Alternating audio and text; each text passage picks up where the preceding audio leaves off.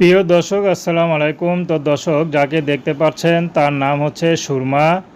সুরমার বিয়ে শাদী হয়নি। সুরমা গার্মেন্টসে চাকরি করত, কিন্তু বর্তমানে করে না। অনেক কষ্টে গার্মেন্টস চাকরিটা ছেড়েছে, কারণ তার ঘরে সৎমা তাকে কাজ করিয়ে বেতন যা পেত সব সৎমাই নিয়ে যেত।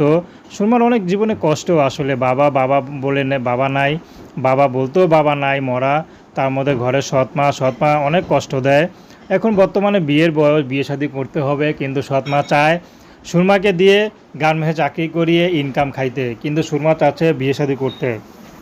তো সুরমা এখন ইউটিউবে এসেছে, নিজের পছন্দে বিয়ে করবে, যে তার কষ্টের কথা শুনে তাকে ভালোবেসে আপন করে নিতে পারবে, একটু পাশে রাখবে, ছায়া হয়ে থাকবে, তাকে সুরমা বিয়ে করবে, তার বয়স চেহারা যেমনই হোক না কেন।